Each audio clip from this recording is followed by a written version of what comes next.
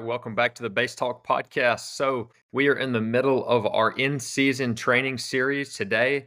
I want to hit one specific topic that's really important to understand. As we get to talking about in season training, a lot of the responses that we're hearing, whether it's from an athlete or from a parent, is, well, we don't want to be sore in season or practicing on the other one or two. So, they're just beat down. They're just worn out and they've got stuff going on nonstop. And the last thing that we think that we need is more training. The topic of today is, what does a performance training session look like? It's important to understand that strength training is not the only piece of performance training. Strength training is, of course, a big piece of that, but it's not the only piece. It's important to understand the other things, soft tissue work, which I'll get to in just a minute, and how that rolls into the next thing, which then rolls into the next thing.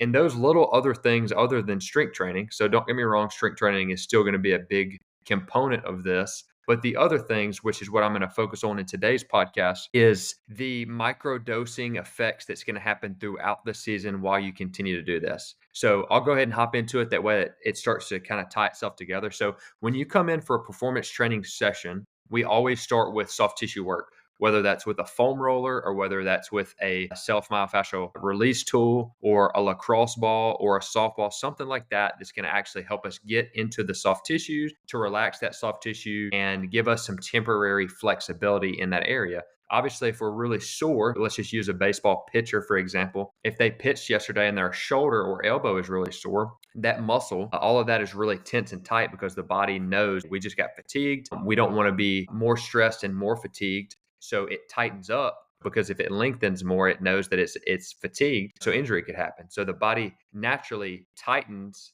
that tissue up. What we're doing in the soft tissue part is just rolling around that area, getting some new fluid in, sending messages to our brains that it's like, it's okay. Hey, you can relax.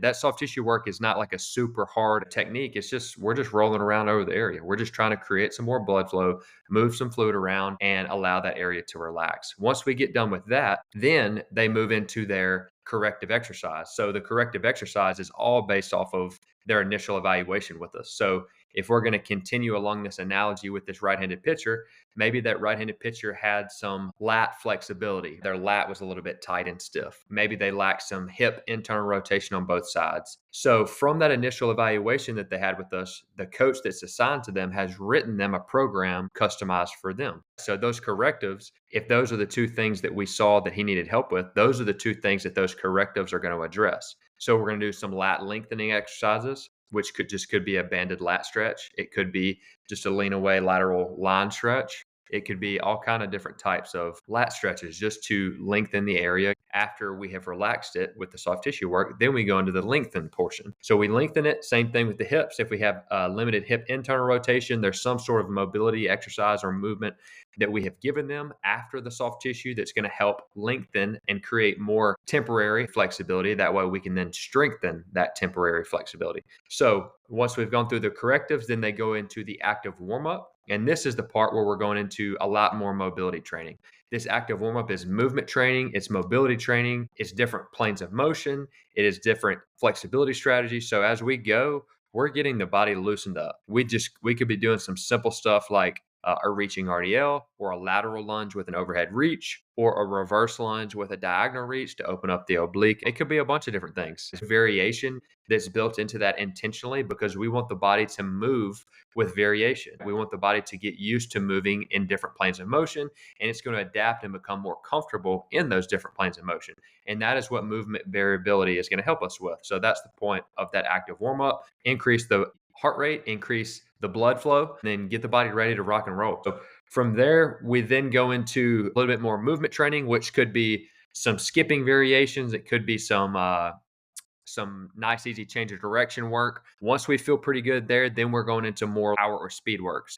That power work, again, is going to come back to some sort of jump, some sort of plyometric, some sort of med ball drill, and then we're going to end with some change of direction. So I'll break that down a little bit. If we're in season and we know that we have this right-handed pitcher, he's rotating a lot. Maybe we are actually taking out rotational patterns, or maybe we're doing the opposite side only. Opposite side meaning non-dominant. So those are some different strategies we do with the med balls, where instead of just giving them more rotation, we might be giving them simple things like an overhead med ball slam or a med ball chest pass where they're working on their hip hinge. getting everything timed up and ready to go. The jumps, it could be some sort of hurdle variation. With the plyometrics, it also could be a hurdle variation. It could be a lateral bound. It could be a 45-degree bound. It could be different things like that. Just kind of depends on where they are in their season and where they are in their progress with us in the gym. So once we go through a couple rounds of that, usually it's between 2 and 3 sets. We actually spend a little bit more time on this because, again, this is part of the training. We're not doing this warm up just to get you ready for the strength. Strength is a part of it, but all of this stuff that I've mentioned up until this point is part of the training. That's half of the training. We're going to spend 15 to 20 minutes on this first block because it's that important. The soft tissue, the mobility, the stability, the movement training, the dynamic warm up, then the power work, all that is half of the training. So again, we're not just doing that to get ready for the weight room. That is super important for the training that we do. And especially in season, that movement variation, that power work, the speed, the mobility, the soft tissue work, that's the stuff that's going to be microdosed throughout the week.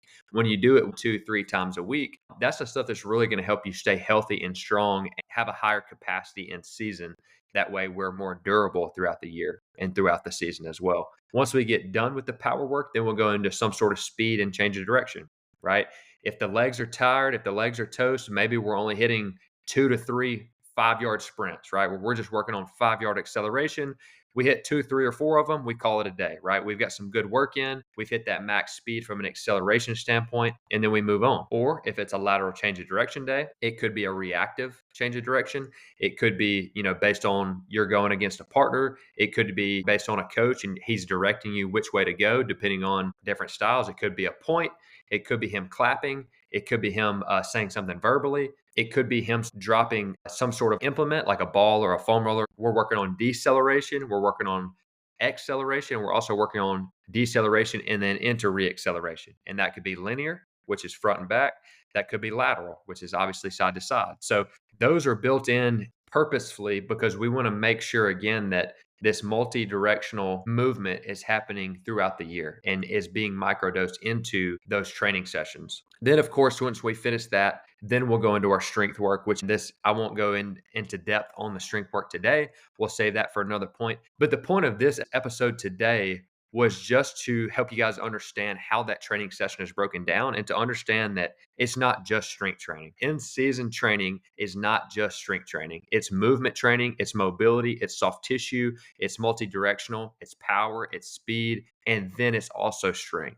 And all of those qualities before the strength is really where you start to become really athletic and durable throughout the year. So we're going to make this a quick one. We're going to call it here. Just wanted to touch on that, the importance of understanding that it's not just strength work that is performance training, and it's not just strength work that you should be working on in season.